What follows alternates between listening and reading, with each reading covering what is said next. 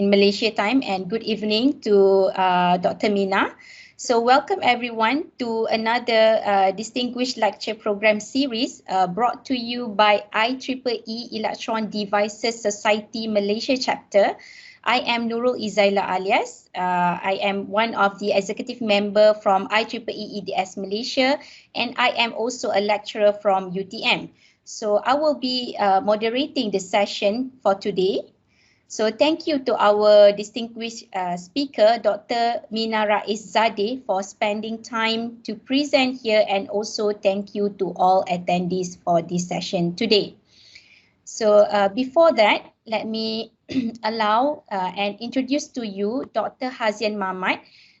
He is the Vice Chair of IEEE EDS Malaysia chapter, to give a short introduction about EDS Society. Dr. Hazian, over to you. Yeah, Assalamualaikum and very good morning to all. Again, many thanks to our moderator and also our honored distinguished lecturers, Dr. Mina, for accepting the invitation to be the speaker for today's event. Okay, I would like to share with you the EDS Malaysia session. Okay, so our EDS is stand for Electron Devices Society, which is we promoting the excellence in the field of electron devices for the benefit of the humanity. Okay, our mission is to foster the professional growth of its members by satisfying their needs for easy access and exchange of technical information, publishing, education, technical recognition, enhancing public visibility in the field of electron devices. Okay, this is our field of interest, which is all aspect of the engineering, physics, theory, experiment, and simulation, and so on. Okay, our benefit, the membership of EDS, which is you can enjoy an incredible array of free and deeply discounted. Okay, and then the fee is only $20 per year, and for student the fee is $10. Okay, you can see the list of the benefits here. You can attend the EDS webinar, live webinar, and then the archive of the webinar we have done. Also the virtual chapter event throughout the world. Okay, and then working with all EDS members. Okay, and then opportunity to grab the humanitarian grant. Okay, and then we also have the publication in the journal. You can see the list of the journal here, lots of journal. Okay, and then total of the chapters all around the world for EDS is 220, and we Malaysian in the region 10. We have 67 plus 4.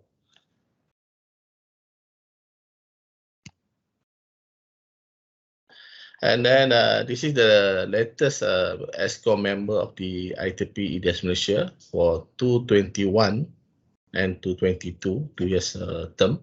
Okay. And I would like to share with you the EDS lecture series and also the program that we have done previously in the universities and also online. This is the membership drive and technical talks. Okay. And this one is the technical talk on the solar photovoltaic energy for sustainable greener world, okay, which is we have done in GMI. Okay. And we have the lecture series, EDS webinar, okay, and also a visit to the UPM, and also together with the lecture series, and our virtual distinguished lectures. EDS reach out to humanity during this pandemic event. We also provide. We also encourage our team member or committee involved in the volunteering program. Okay. This one is the volunteering program at the UPM, and also we have provide the face mask, loop extender, and face shield for SMK18 Shah Alam. Okay.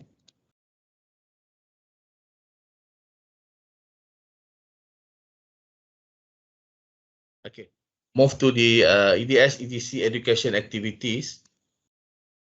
Okay, we have the event of Electronic Magic at the Everly Hotel, Putrajaya last year, I think.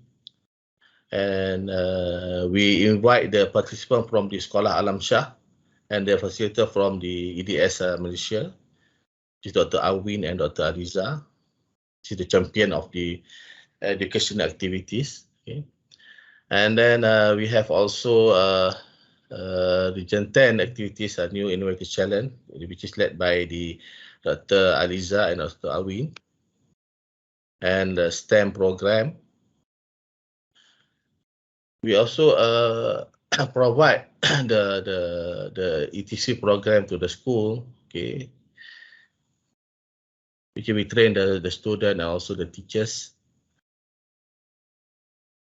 Move to the award that we have won recent year, which is on 2018, which is we won the Region 10 award winners, okay, and then on the 2017 and 18, we won the outstanding large chapters.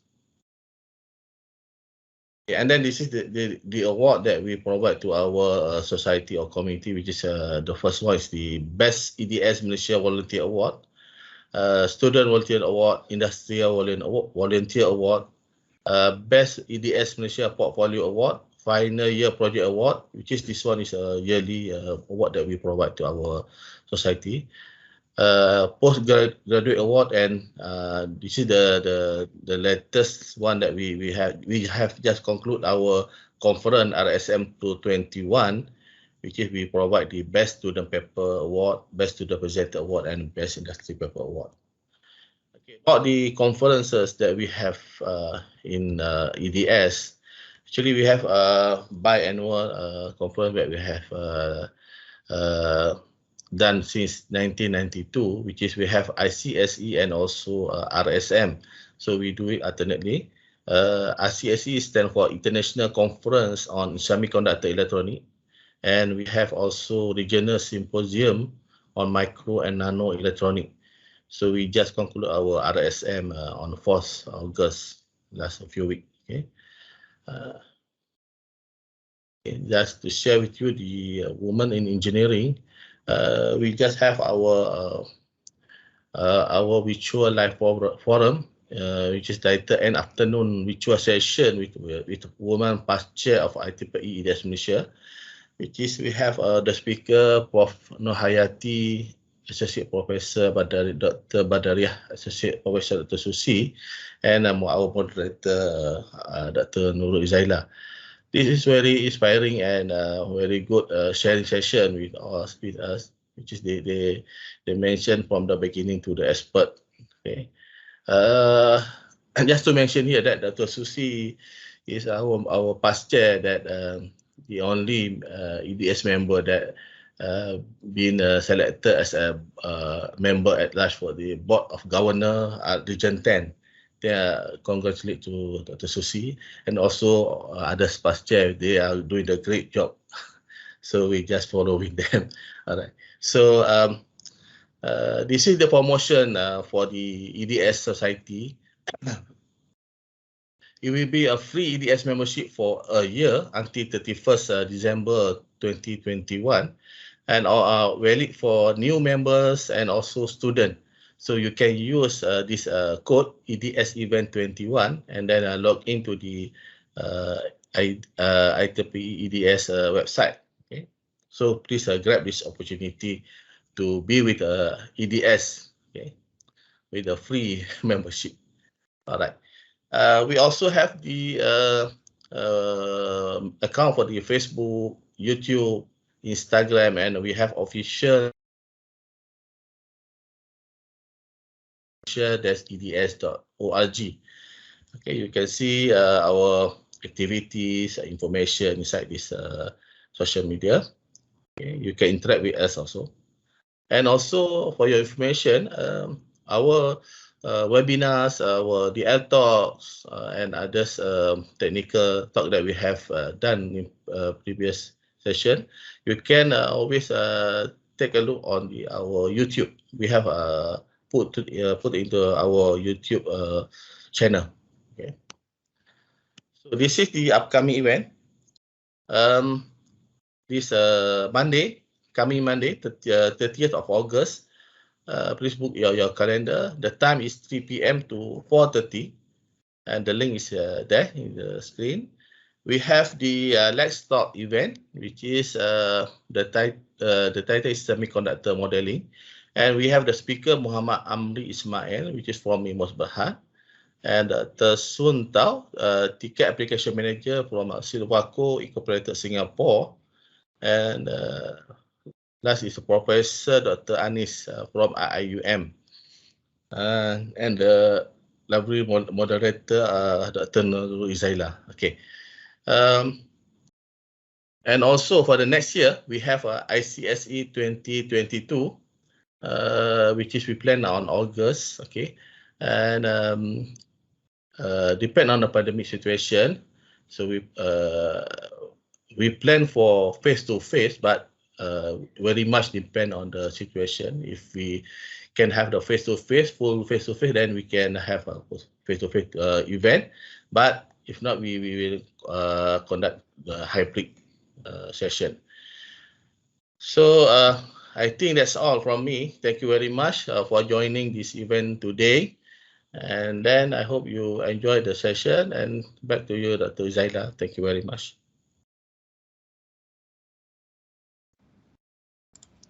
Thank you very much to our Vice Chair, IEEE EDS Malaysia, Dr. Hazan Mamat, for the brief introduction. And thank you all for staying with us. So before we begin, I am sure that all of you would love to know about Dr. Mina Rais-Zadeh, our speaker today. So she is an associate professor from the University of Michigan. Dr. Mina received her bachelor degree in electrical engineering from Sharif University of Technology, and master and PhD degree both in electrical and computer engineering from Georgia Institute of Technology in 2005 and 2008 respectively. From 2008 to 2009, she was a postdoctoral research fellow at Georgia Institute of Technology. In 2009, she joined the University of Michigan Ann Arbor as an assistant professor of electrical engineering and computer science.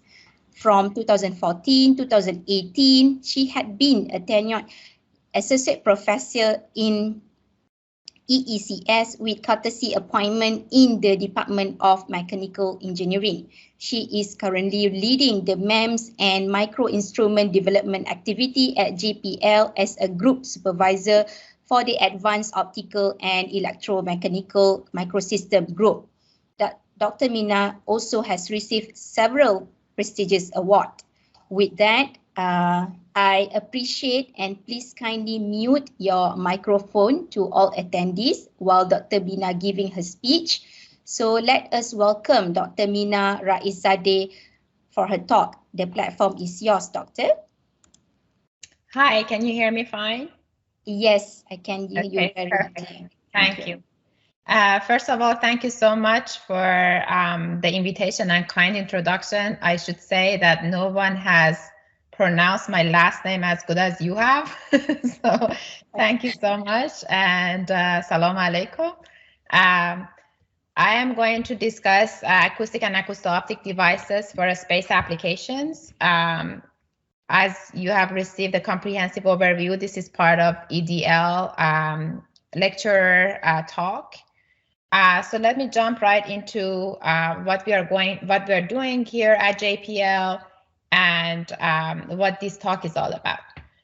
So first of all, in our group, we develop engineering tools for new scientific discoveries using macro and nanofabrication technologies. And what we aim for is to reduce the size, weight, and power, we call that SWAP, of macrosensors and macrosystems for a variety of applications. Of course, NASA is our main customer, but we do have funding from industry and Department of Defense in the United States. So once we are proposing or we are working on projects, we make sure to address some of the important items that are discussed in the decadal survey. Here I'm showing some of the commonly cited improvements or technology developments that are required for mission studies. And those that you see that are checkmarked are those that we actually work on in my group. More specifically, in my group, we have two kind of thrusts. One thrust is on advanced optics and integrated photonics, and the other one is advanced sensors and microelectromechanical systems. We have projects on tunable laser spectrometers, on integrated photonics and nonlinear optics, frequency combs, Raman spectrometers, mini XRF. We do have a number of projects on MEMS sensors, including magnetometers, seismometers, and microvalves that I'm not talking about today. I will talk about acoustic devices and acousto-optic devices, specifically stable clocks, resonant infrared detectors, and tunable diffraction gratings. So let's talk about what is unique about the space. First of all, the environment is extreme. It can have extreme temperature swings from very low temperatures from very high temperatures.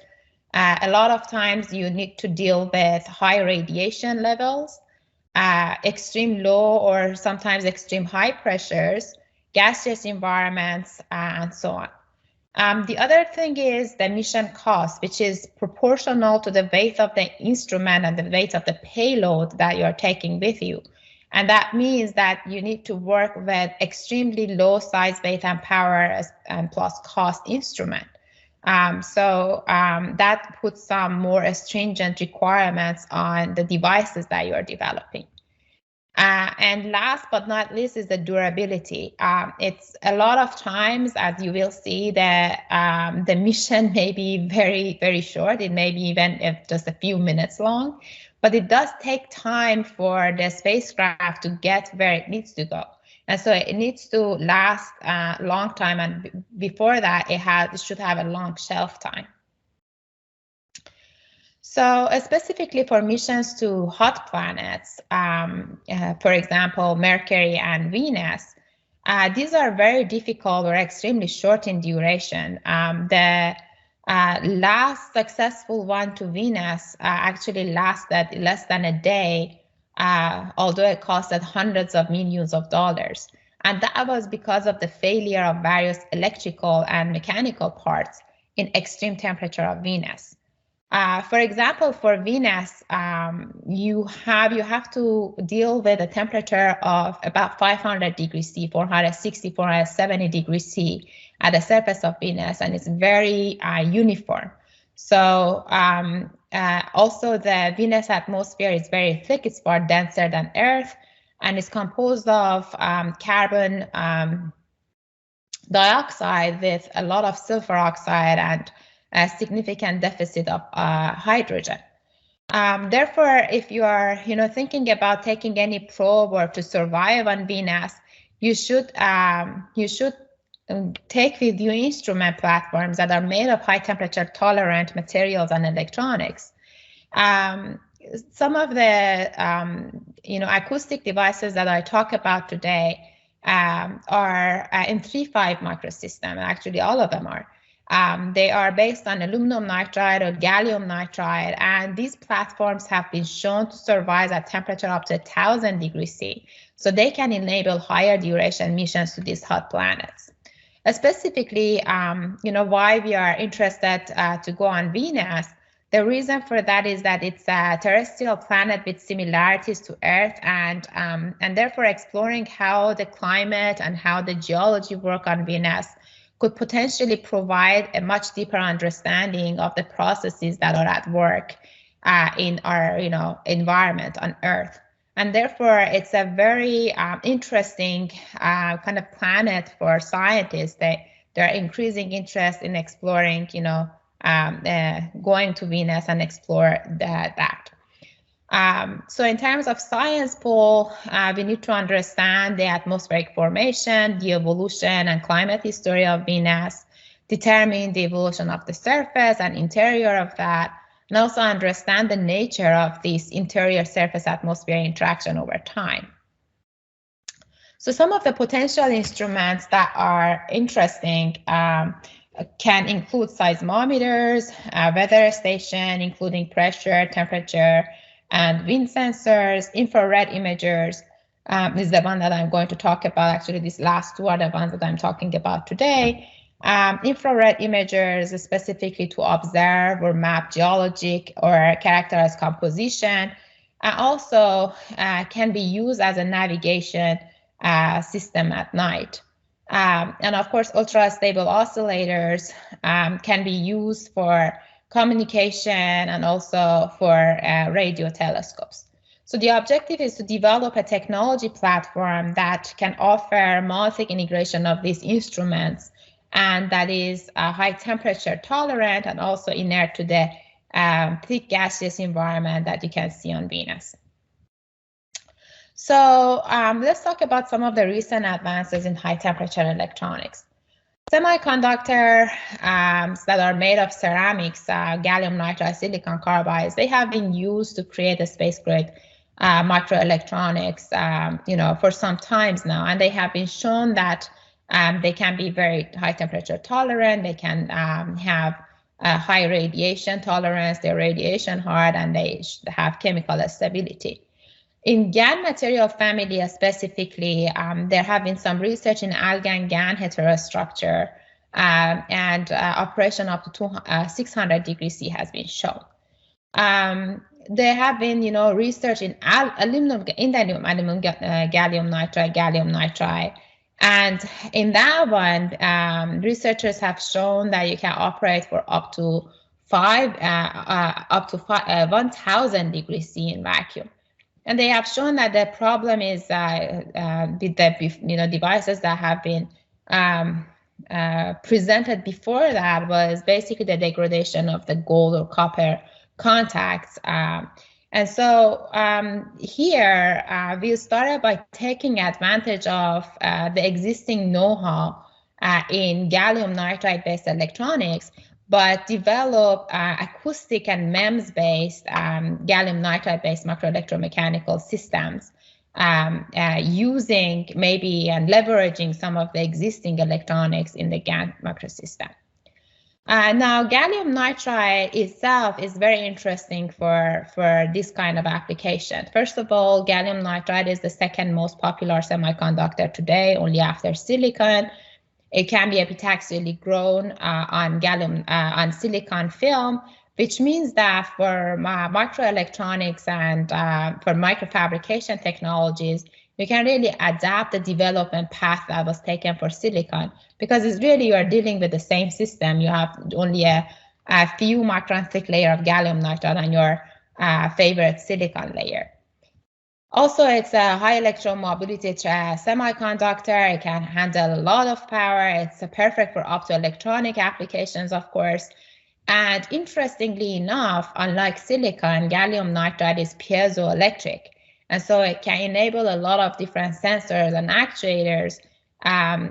In addition to that, you can have the 2-deck. So basically you can have, you can benefit from that 2-deck or piezoresistive sensitivity of that for sensing applications also.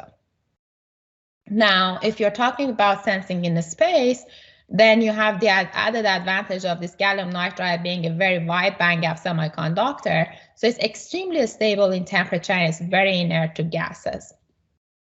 In terms of electromechanical properties, if you look at the elastic modulus of GaN and also the mass density of that, which shows what the acoustic velocity of the material would be at the end, it will be very, very close to silicon. So if you see GaN has an acoustic velocity of about 8,000 meters per second, whereas silicon is 8,400 meters per second. So very similar to that. So you can really imagine having a very coherent acoustic device out of GaN, out of silicon.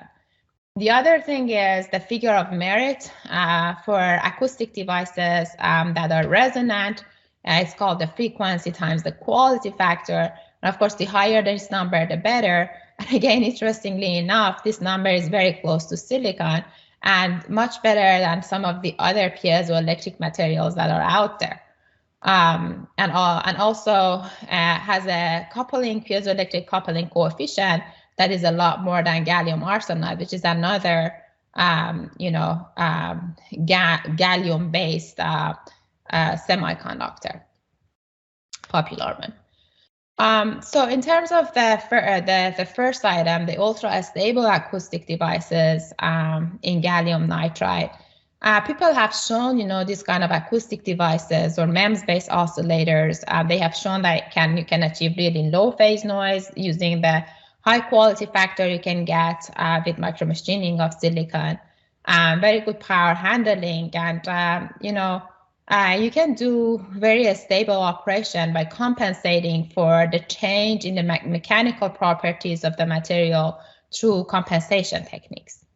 Now, if you think about a monolithic application where everything is kind of monolithically integrated in the same thing, you can really have all of these, the filter, the circulator, the power amplifier, the LNA, mixer, LO, everything on the same, gallium nitride on silicon platform. In terms of the current state of the art, if you look at watch grade quartz for clocks, you are looking at this green line here. And so, of course, for watch grade for the commercial application, the material is, or the device needs to be stable at room temperature, because of course we live on Earth, and room temperature is the temperature that we most likely see. So, and interestingly enough, for quartz, different cuts of quartz have a very flat response in terms of the frequency shift versus temperature, right around 25 degrees C. So if you now use some of these MEMS devices out of silicon, you don't do anything to that, just make an acoustic device out of silicon, or even gallium nitride, same thing. And then see, how the frequency shifts with temperature. You see this line is about 30 ppm per degree C of shift of frequency. So it's not desirable. And people come up with, compensated compensation techniques. So compensated MEMS device has a response just like that. So very similar to a watch grade quartz. Now, so what we are after is to have a flat response similar to what you get out of quartz, but have that at much higher temperature, have that 460 degrees C, because that's the surface temperature of Venus. Now, in terms of the stabilization techniques, one technique is to use ovenization. Meaning that you want to have Joule heating techniques to bring down the fluctuation in terms of temperature, and therefore the fluctuation in the frequency. And so you can reach levels of, part per billion, very stable oscillators out of that. Similarly, people have shown ovenized MEMS devices, the very low swap again, also with ovenization. Very low fluctuation in terms of the frequency response. So how it is done is basically what you have is your MEMS device or acoustic device running at uncompensated, right? So you will see a shift in the frequency that is about 30 ppm per degree C when the temperature changes. And then you have a temperature compensated through adding of the material. I'll talk about that. And you bring down the fluctuation level of your main resonator to kind of few part per million level. And then what you do is that you lock them at a specific oven set point. This oven set point needs to be higher than the highest temperature that you will see in the actual application. So you lock them at this temperature, and through a phase detector and a phase lock loop. And once you do that, then you can have a very stable operation. So we have done this, right? So the nice thing about this approach is that, first of all, because you are dealing with very high quality factor acoustic devices, their resonant sensor output is more immune to non-ideal circuit effects. Second of all, because you are working with frequency, and frequency is the derivation of phase, if you have some static phase offset, it's not going to show in your frequency response. So you can get a very nice ultra stable oscillator using that. So this is our previous work on this. This is the main MEMS chip. You see there are basically two identical visually acoustic devices here, top and bottom, and then this is the circuit. This is the CMOS chip, putting it on board, wire bonding them together. And here is the response, and you can see it's basically flat in this temperature range with total of plus minus 4 ppm observed when you are sweeping the temperature from minus 40 to 70 degrees C. And if you compare that to an uncompensated MEMS device, it would be a total of 3,300 ppm over the same temperature range. Now, we are borrowing the same kind of approach, but applying it again to high temperature of 460 degrees C. But the nice thing again here is that because we are dealing on the surface of Venus, although it's very high temperature, the temperature variation is not much, right? So if you lock that instead of 460 at 500 degrees C, it's only 40 degrees that you have to heat it up.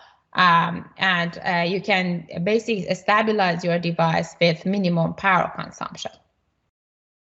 So going into a little bit of a detail of how the device operates, you basically have a mechanical device, right?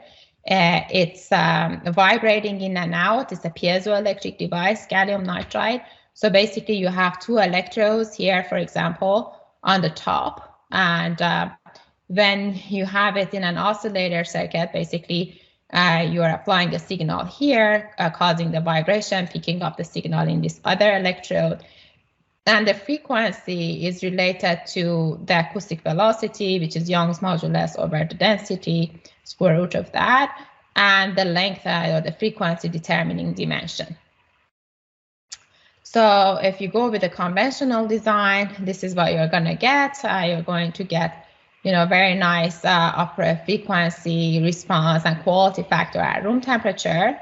But we want to see if we can do better.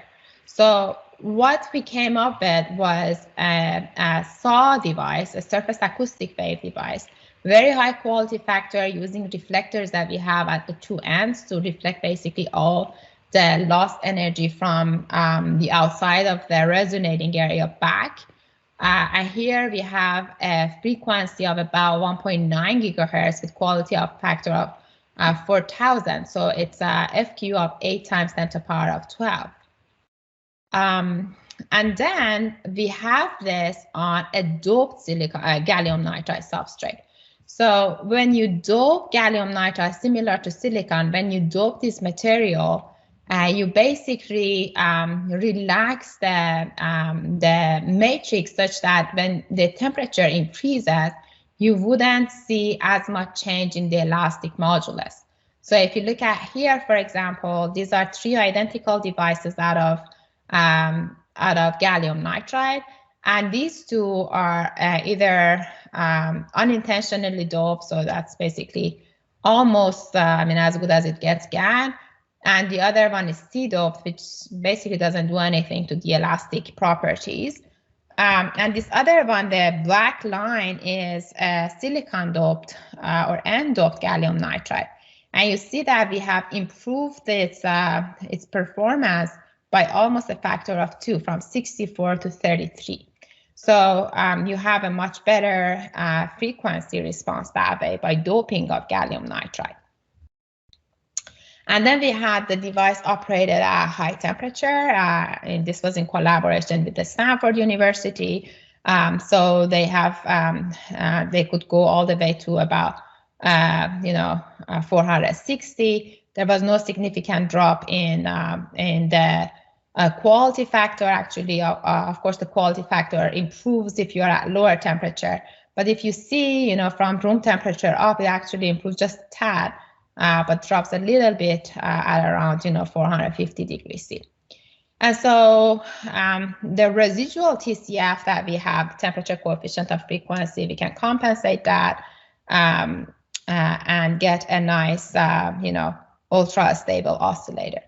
Right now, actually, right before COVID, we sent these devices to NASA mini Weir chamber, which has a Venus simulated environment, same temperature and pressure and similar gas mixture. But it has been on hold for almost a year and a half, and just recently they have restarted that.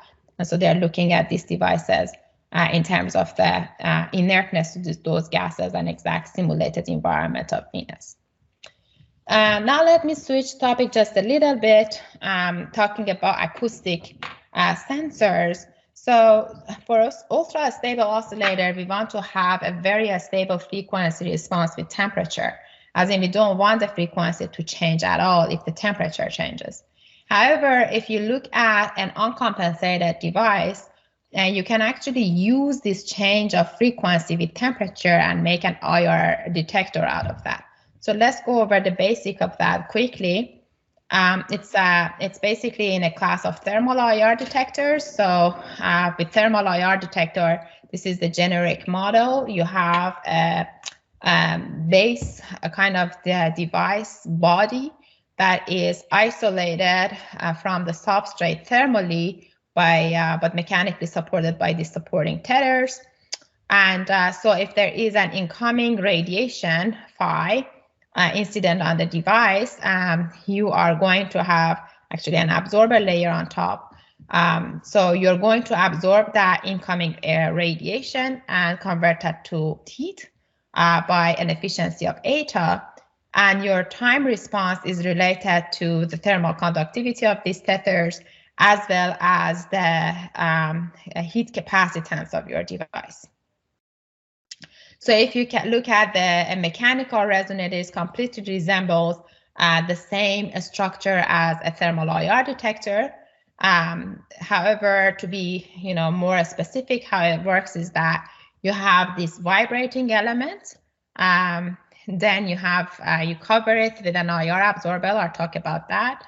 When there is IR absorption, IR radiation coming on top, it gets absorbed by an efficiency eta and converted into heat. And because the material changes property with temperature, then you're going to have a change in the acoustic velocity and therefore the frequency.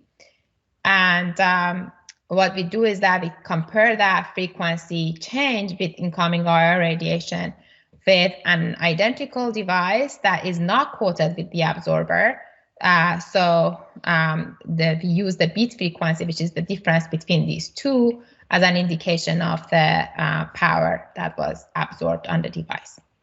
Now, the reason why we do resonance sensing is because we want to have the low noise characteristics that is limited by the thermal fluctuation noise, and we can get to very low noise equivalent temperature differences using these resonators. And of course, because we have a high quality factor, we can have a very high resolution sensing. And if you do differential measurement like we do here, using the beat frequency as the output, you will have a much higher change percentage-wise in the output with the same amount of power. Also, your beat frequency has a much smaller or lower frequency, so it's much easier to process that using the readout electronic. And finally, because you are using differential sensing, you're completely immune to common mode effect, such as just a slow change in the temperature outside.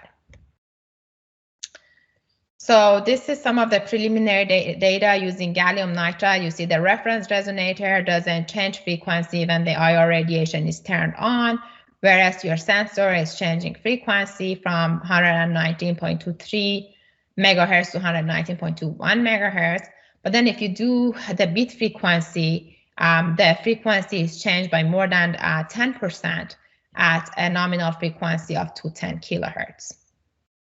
And you have a very fast response time of about 500 microseconds. So it can be used for imaging as well.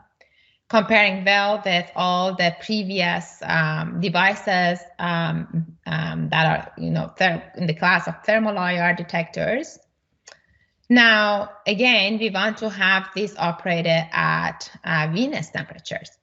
Now, here is one more thing that we have to deal with. Because we are working at such extreme temperatures, there are not that many solutions for flip chip bonding at that temperature that sustain that temperature. And that's a technique that is very commonly used to attach your readout electronic to your sensor array. So we basically want to have the sensors and the readout electronic next to each other.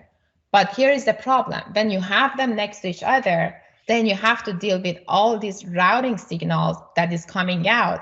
And so if you have a large array, as the size of the array increases, you have a lot of these routing lines going between the actual sensors, reducing your density and increasing the area. So we propose to have a random sparse array where we intentionally remove pixels out of the array to basically have room for these routing signals. So what is the science need? We are taking images of the Venus surface. We are looking at the clouds. We can also have kind of broadband absorber that can enable surface mineralogy. But at this time, we are focusing on just looking and observing the environment. And so we are working, this is the Venus black body temperature. We are working at right around 4 micron, which is the peak radiation wavelength on the surface of Venus.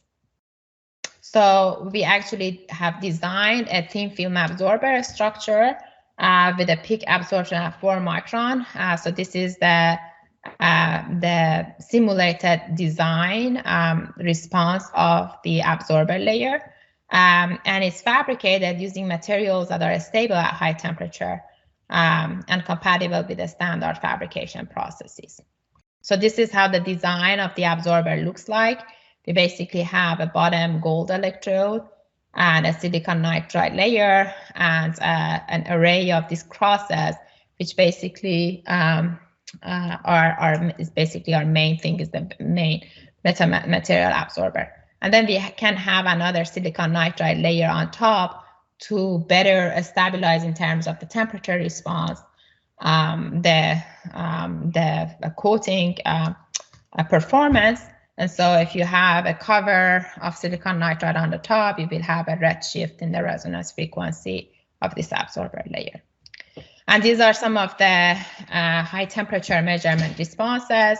You see that the absorption is about 92%, temperature up to 270. And then when we increased the temperature to 320, it dropped it just a little bit. But then it became stable. It kind of was like an annealing. So when we measured it, going back to 20 and then post going back to 320, back to 20 degrees C, you see that the response is very stable. Now I should mention that this is the limitation of our tool that could then go up to 500 degrees C, and that's the reason why we stopped at 320. That was the maximum temperature available. So, excuse me, let me briefly discuss why we are using a sparse array and how it works. So sparse sensors use reduced sensor density to provide, first of all, lower power because you are dealing with reduced number of sensors or pixels, and lower cost to focal plane arrays. We are not the first one who are doing this. People very commonly do that for medical imaging, for ultrasounds. People do that kind of unintentionally, as well as in it's called compressive sensing, when you have a dense array, but the image comes back and you see that, you know, maybe some of the rows or some of the pixels here and there are dead and not giving a response. And so you do that compressive sensing technique to retrieve what was the image that you were working with. Now, as I mentioned before, when we are talking about our devices, this sparse arraying technique allows for routing of the signal from each pixel to an integrated readout. So you have all these spaces available to you without significant loss of this imaging power and resolution. So let's look at a very simple example. So here we have an array of 32 by 32 pixels. If you look at the black dots, those are the ones that have been populated. All these white pixels have been randomly removed. This is the original image that we are taking an image of. And if you just take an image with this random or sparse array, this is what you're going to get. Now, if you use this compressive sensing technique, you can recover the original image, and this is the final image that you have. Now, we have worked with different cases with different densities, and we have seen that the performance is image dependent. And so if you have an image that has large features, less details, you can, the correlation is much better, as you see here, for example, for case 2 versus case 1 that has a lot of detail. The density of the array is only 10% here, but if you see at the recovery error is only 0.08, and the correlation coefficient is 96% for this case too. It is also, of course, dependent on the density. So as you increase the density of the array, your correlation coefficient goes up and your recovery error goes down. Let me skip over this. This is misplaced. Okay, so so this is what we are working on. So we have designed the array, and actually we have a paper on that in the EDTM 2021. Let me jump over this cold one and go to the tunable surface acoustic wave devices. So here I'm switching topic just a little bit, talking about diffraction gratings. So for a lot of imaging spectrometers that are very commonly used for space applications, because they're ideal for identifying minerals, they include diffraction gratings. So the existing spectrometers, for example, the planetary imaging spectrometers on board the Cassini, the visual and infrared mapping spectrometer beams, or the CRISM instrument that is now orbiting Mars, they do have separate instruments to cover different spectral ranges. For example, WIMS has 2 separate instruments, one that covers from 0.3 to 1 micron, and the other one from 1 to 5 micron range. And the reason for that is that they don't have an instrument that has such a wide bandwidth that is required to do what you want to do, this mineralogy across the wide band. Now, our objective is to develop a tunable diffraction grating that covers a very large spectral range, all the way from UV to far IR, and is capable of achieving very nice surface response for efficient diffraction. The approach is the following. What we are doing is that we are not actually patterning anything on the substrate, unlike what they do for the actual diffraction gratings. We use the delay line in the SAW device as the diffraction grating. So we basically launch the acoustic signal as shown here, and we let the acoustic signal that is launched and is traveling on the substrate to create a surface perturbation that is sinusoidal. That's just the nature of surface acoustic wave devices. But then we cover the substrate with a material to enhance this surface deformation, and we use this as the diffraction grating. Now, this is just a diffraction grating. The way to change the frequency response or the wavelength of this so we can change the pitch of the diffraction grating covering a large spectral range is the following. For usual SAW devices, similar to the one that I have presented previously for ultra-stable oscillators, they are composed of interdigitated transducers. The transducers are basically, I have IDT electrodes, fingers that are separated from each other, with a wavelength that is lambda, the pitch that is lambda over 2. Now, instead of that, what we are doing is that we, instead of connecting alternate electrode to the same potential, which is the usual configuration, we connect them to a phase shifter. And by changing the phase of the electrodes, we change the effective pitch of the SAW transducer. And so, for example, instead of just having pi 0, and therefore having the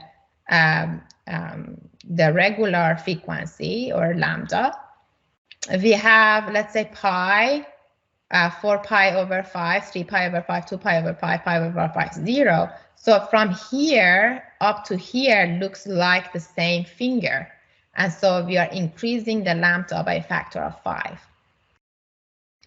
So we have run some simulations on this, as you can see here, very similar to what I mentioned. These are the simulation results. So you have the lambda, 2.5 lambda, 5 lambda, and you see that we can effectively change the pitch. We have also done some measurements to show you can also increase the frequency, so reduce the effective pitch by working at higher order modes. So here, for example, our main mode is at 180 megahertz. And then by applying a signal like this, we get the 240. And by applying the RF to all the electrodes, it assumes that the middle or between the fingers is 0. And so the frequency is doubled. Here is the measured response. You see here the frequency is changed all the way from 90 megahertz to 180 by changing the phase of the phase shifter. This is in addition to this other one. So basically, we are changing the frequency from 90 megahertz to 360 megahertz, which means that we are covering a lambda from 1 to 9 micron.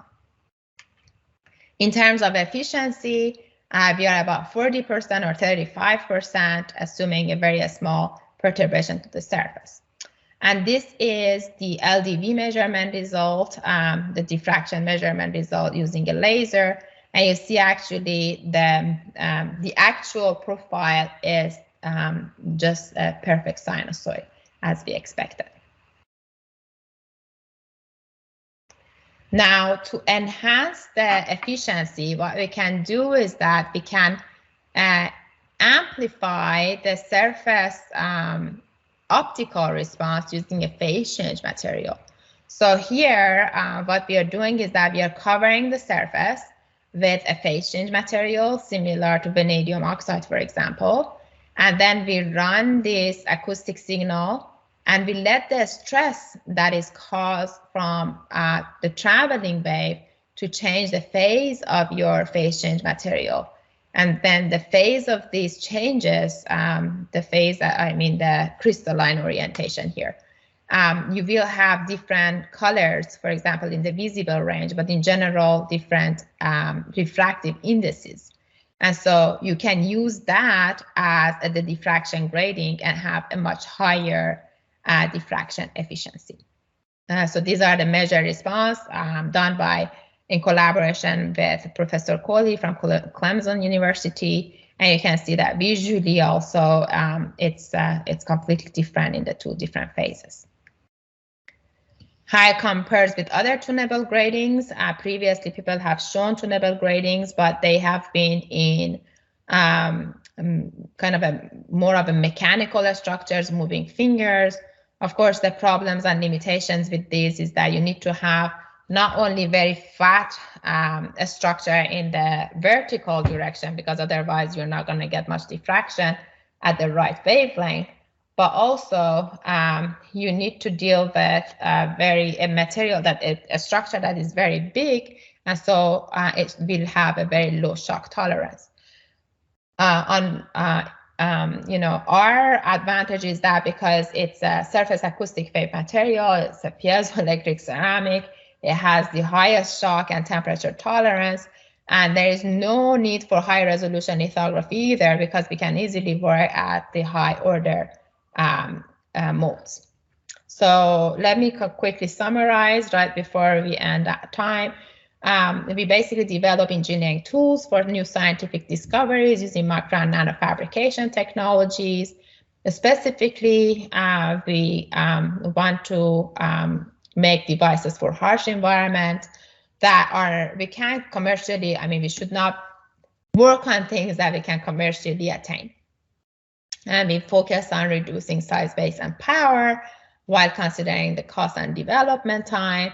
And at the end, we qualify these devices for flight, running them through temperature cycles and gaseous environments, pressures, and so on and so forth.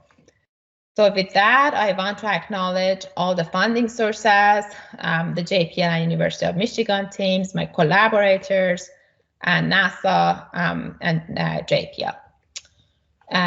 Thank you, and I will be happy to answer any questions. Thank you very much, Dr. Mina Rais-Zadeh, for a very impressive lecture. So myself, I personally think that you have brought electronic devices, especially gallium nitride material, to a different paradigm, especially for space applications. So thank you, Dr. Mina. So now I open the floor for question and answer session. So it can be either you can turn on your microphone and ask question directly to our speaker, or you can also type your question and drop in the chat box. So Dr. Mina, I have one question in the chat box from Associate Prof. Dr. Susi Menon. So dear Dr. Mina, thanks for your excellent talk. What is your opinion on the usage of graphene for space device applications? Do you foresee gallium nitride or graphene replacing silicon in the near future? Well, thank you for this interesting comment. Usually when I give the talk, I make the point at the very beginning that I don't think that we want to replace silicon, rather we want to complement silicon. So silicon has many, many advantages, and I don't think, you can easily replace that using, neither graphene or gallium nitride or anything like that. Neither you need to do that.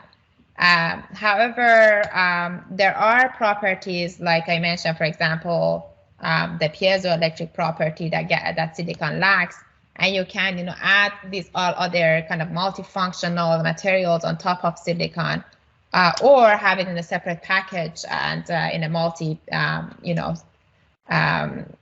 sensory package solution, and have that. Now, in terms of graphene itself, graphene. People, of course, have shown a lot of different interesting devices, electronic devices out of graphene. But for a space applications, besides the higher speed, usually with the space you want to, again, the unique things about the space is that you have to be very durable. You have to have this high radiation tolerance. You need to have the extreme temperature tolerance. And graphene is not sometimes, I mean, for some of the space application may not be the best option. It may be for some of the other ones, for example, for astrophysics. But if you have just a little bit of oxygen and you're working at high temperature and graphene, so again, I mean, it really depends on within a space application, what is your specific application? So hopefully that answered your question. All right, thank you. Thank you for the great answer. So do we have any more question from the floor? You can turn on your microphone if you want to ask directly to Dr. Mina. So I have a question, Doctor. So from your lecture, I can see the combination interface between aluminium gallium nitride and gallium nitride, okay, can produce extremely stable sensing, that one at room temperature. So how about varying temperature, especially at high temperature? The stability will still be good for space application? So for electronic devices, for example, my collaborator, Professor Debbie Stanesky, has shown some extreme temperature tolerance. Actually, that was part of this ultra-stable clock that I have shown. Part of that work, I haven't included that here, but you know, extreme temperature electronics. So the performance is going to degrade at high temperature, as you would expect. But still, you can have a stable operation at high temperature. And I mentioned previously in the talk as well that you know, people before that even have shown that you can. So this is a picture of an indium aluminum nitride gallium nitride transistor that was operated at 1000 degrees C. So because of the way it's created and the way it's grown, the 2DEG and the layer itself. It's extremely high temperature tolerant. I see. Thank you, Dr. Mina. So any more question from the floor?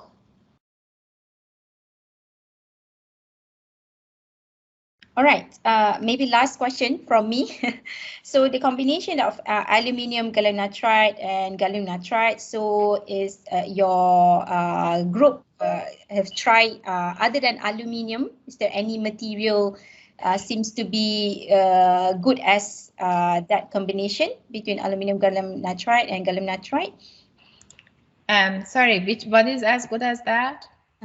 So the combination, the heterostructure between aluminium gallium nitride and gallium nitride, is your research group have tried other combination other than these two materials?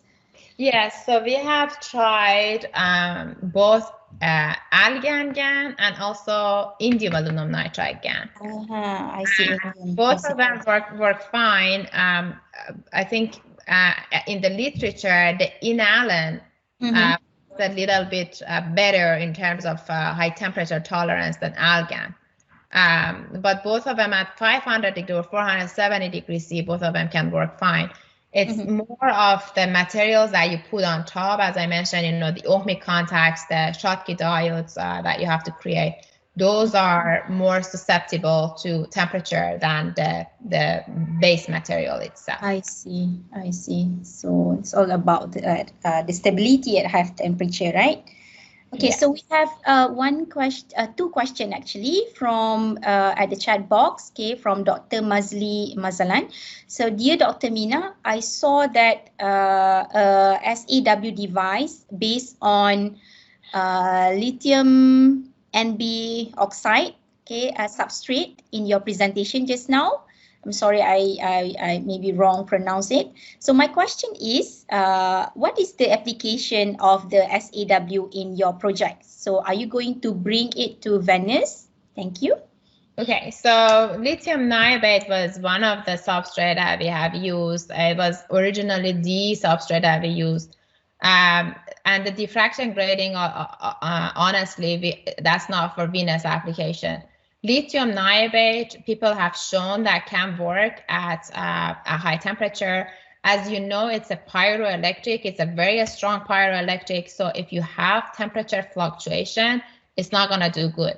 But if you wanted to take it to Venus, you can, because Venus has a very a stable temperature, although very high, but it's stable. So you can potentially do that. The diffraction grating was not for, it's actually mostly for Earth application or planetary application other than Venus, so basically looking over from the distance. You can easily replace that with, again, gallium nitride, aluminum nitride, scandium aluminum nitride, and that's not a problem. I see that there is another related problem, the question that with the soft or variable spectrometer grating, how will ambient temperature vary the piezo effect of piezo substrate? So the piezo effect or the piezo coefficients do change with temperature, however, do not change much. So it's not like, you know, extreme low temperatures that you kind of lose some of the effects there. It just works completely fine at 500 degrees C, as we have shown in the ultra stable oscillator. So that was actually also a saw working at 500 degrees C. I see. All right. So one more question here from Dr. Usman Ullah.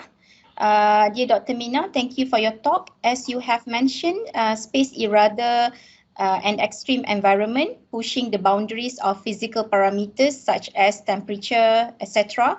May I know how much of the space technology will eventually trickle down to consumer electronics, and what are the possible applications? True. So some of them do, some of them don't.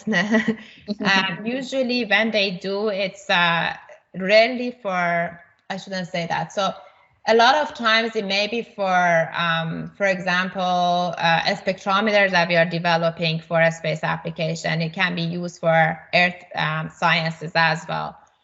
But this extreme environments is for very niche application on Earth. For example, for oil and gas industry, they also work in this extreme environment. I mean, it may not be exactly 500 degrees C, maybe 350 degrees C, but still it's very high temperature. For some of the Department of Defense applications, for these ballistic devices and so on, they also need some of these, you know, extreme environment, devices and instrument working there. So I see. All right. Thank you. Last question, I think, from Dr. Prabhakaran.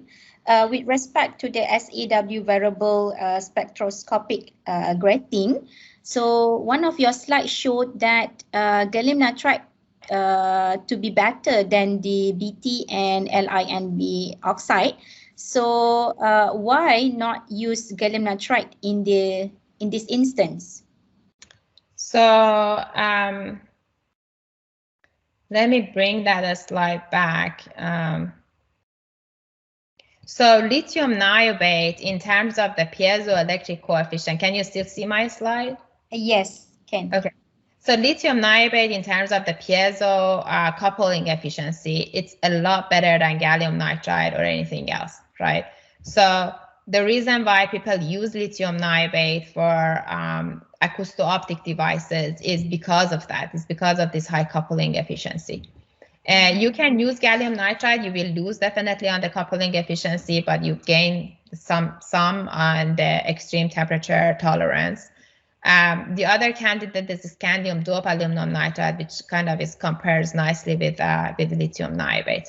So that's the reason why, you know, people actually use lithium niobate for, you know, room temperature applications. But, you know, you can use high temperatures too.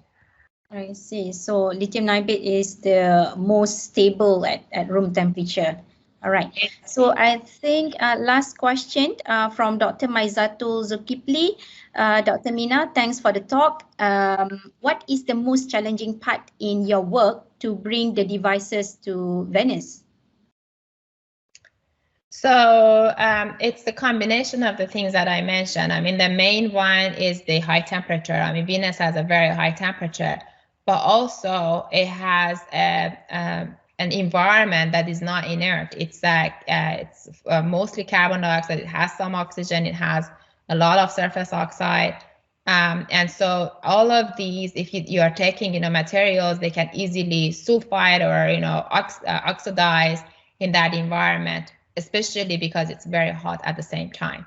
It also has a very high pressure. So that, I mean, for the acoustic devices that I have talked about, that's not really that relevant, but some of the other similar devices, for example, the IR sensor, we have to address the packaging solutions for that, because otherwise we are going to lose the quality factor in that kind of pressure. So you need to have a good packaging solution too.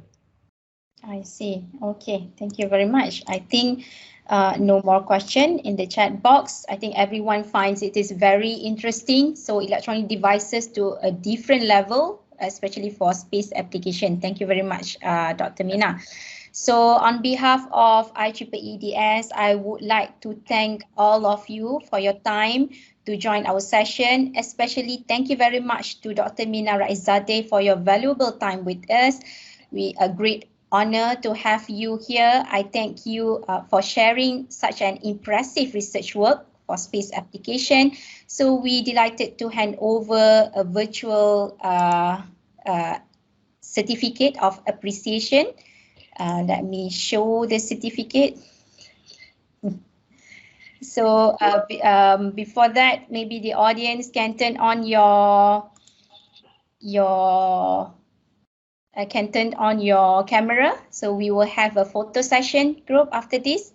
So thank you very much, Dr. Mina. Can you see the certificate? Yes, thank you. So we will email you after this. All right.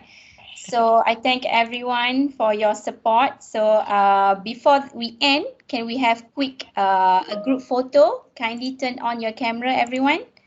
So Dr. Hazian, are you ready to take the photo? Yes. All right. So one on the camera. Okay, get ready. 1, 2, 3. One more. I change the gallery. Okay. Okay. 1, 2, 3. Okay. 1, 2, 3. Okay. Thank you very much. Thank you very much. Thank you very much. Thank you very much. Thank you very much, Dr. Mina. Thank you. Bye-bye. Thank you very much. And vigilant with loved ones and take care. Assalamualaikum. Have a nice day, everyone. Thank you. Thank you. Thank you. Thank you. Bye. All right. Thank you, everyone. Thank you. All right. Dr. Hasan, share gambar tu Dr. Hah? Nanti Dr. Hasan share gambar tadi Ya, ingat dengan video sekali saya share. Alright. Okay. Thank you, Dr. Hasan. Sama tu Ezaila. Thank you. Alright. Nanti nama sikit.